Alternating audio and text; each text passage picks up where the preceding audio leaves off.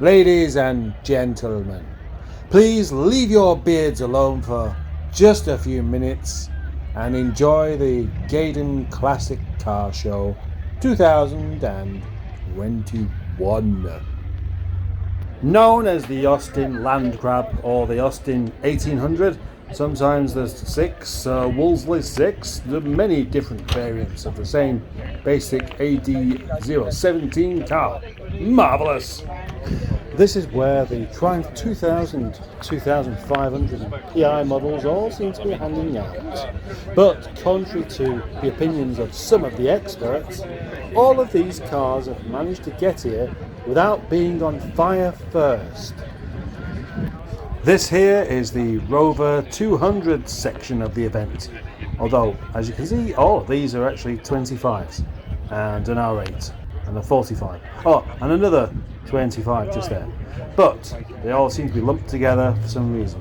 A couple more Nightfire red R8s there and a rather strange multicoloured Rover 25 and some more.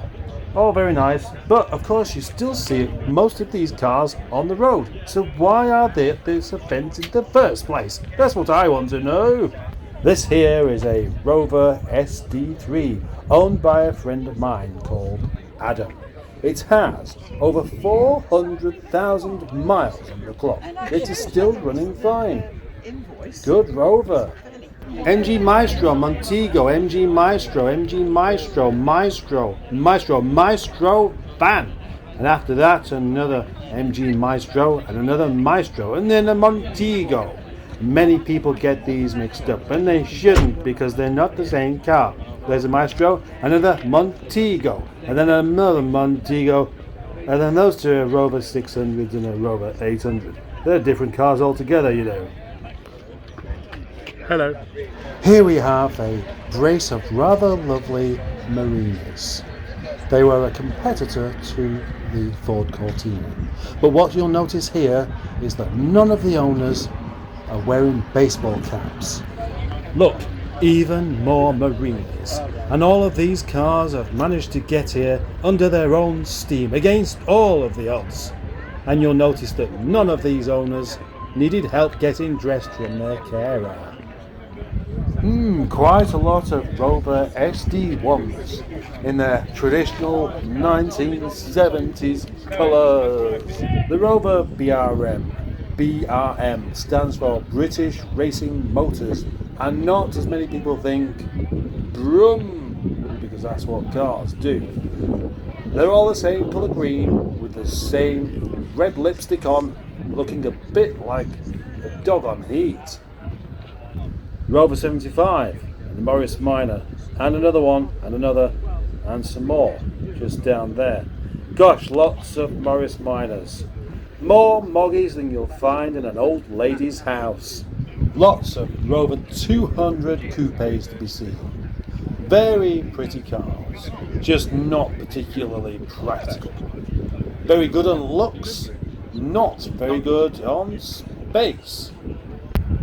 Classic inconvenience. This rather unusual creature may look like an Alfa Sud and an Austin 1100 and a Triumph Dolomite, but it's actually an Apache, very rare car. Speaking of which, here are the 1100s, the Austins and the Morrises, Rileys, etc. All very nice. Quite surprised to find only 2 Rover P5s. It's not like they're that old, is it? MGTF, MGF, MGTF, MGF, MGTF, MGTF, MGF. Yes, they're all open top MGs, and they're all here. More. Yes, more. Oh look, there's a skeleton. These great barges of cars here are the Rover 800s. The maroon and silver ones just here are actually coupes and don't even have doors at the back.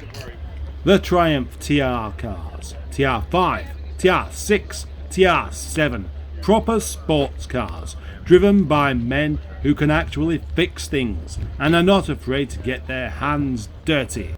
They also like to eat Marmite sandwiches, dipped in Ruddles County for extra lubrication before cracking on. Lovely! Up at the other end of the event, the Z cars were kept. More modern, the MG Rover variety. But also where some spectacularly bad parking was happening. Look at this. Who would have imagined that so many Metros and Allegros would have been taking their spot at a classic car show? Everybody's leaving, and I've not even had a chance to see everything that's there.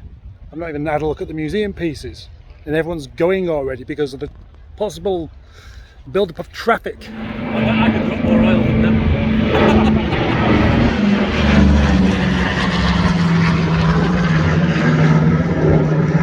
Well, I just about missed it. I didn't even look. It was going to hurt. I was just making sure it wasn't going to drop anything up my car as it went past.